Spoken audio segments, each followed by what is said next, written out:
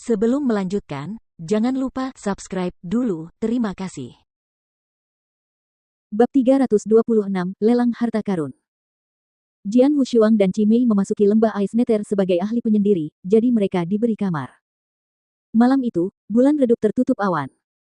Besok adalah hari pernikahan, kakak kedua pasti sudah tiba di lembah Ais Nether.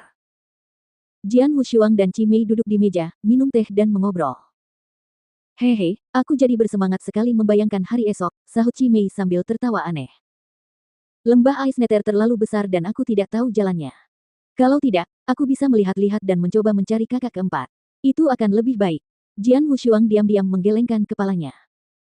Dia berencana untuk menjelajahi Ais Nether Valley malam ini, tetapi dia akhirnya menyerah karena lembah itu terlalu besar.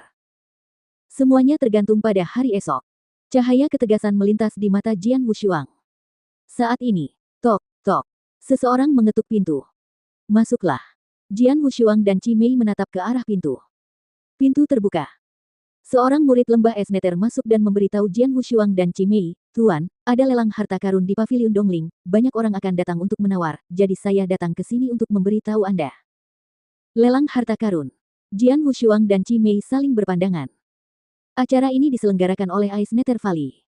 Banyak harta karun akan dilelang, dan pemimpin sekte muda kami secara pribadi memilih 3 harta karun yang berharga dan langka untuk menghormati para tamu yang telah datang jauh-jauh, kata murid itu. Benarkah? Jian Wushuang mengangkat alisnya dan bertanya. Anda boleh pergi jika Anda tertarik. Maaf mengganggu Anda. Setelah mengatakan itu, murid itu pergi dan memberitahu tamu lainnya. Kemarin kita tidak beruntung dengan harta karun, dan hari ini ada lelang harta karun. Harta karun, lagi. Kata Qimei sambil mencibir. Ayo, kita lihat, kata Jian Wushuang sambil tersenyum tipis, lalu mereka berangkat menuju pavilion Dongling.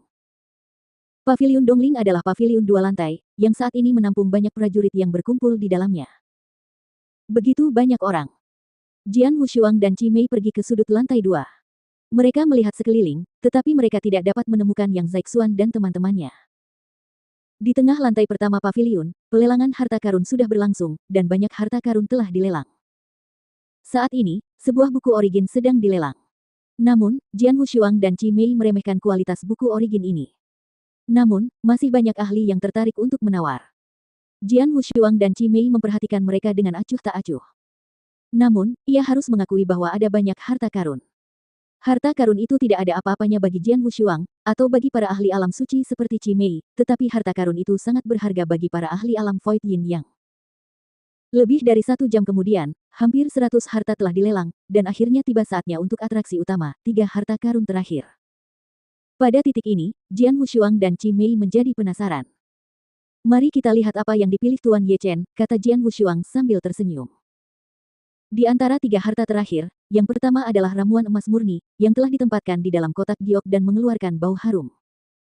Itu, ramuan Paleopole. Qimei terkejut. Jian Wushuang juga sedikit terkejut. Dia pernah mendengarnya. Ramuan Paleopole mirip dengan ramuan terobosan Sein, yang artinya fungsinya mirip dengan ramuan terobosan Sein. Ramuan ini meningkatkan terobosan ke Sein Realm, tetapi efeknya jauh lebih lemah daripada ramuan terobosan Sein.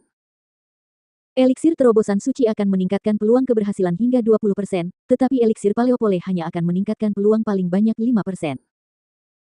Tetap saja, itu sudah cukup untuk menarik para ahli di puncak alam kekosongan yang dan bahkan setengah suci. Seperti yang diharapkan, ramuan Paleopole menimbulkan kehebohan di pavilion Dongling. Banyak mata yang tertuju padanya.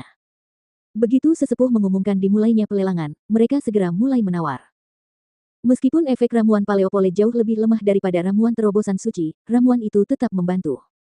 Pendekar, apakah kamu tidak tertarik sedikit pun? Qimei menatap Jian Wushuang dengan penuh minat, karena dia belum mencapai transendensi ilahi.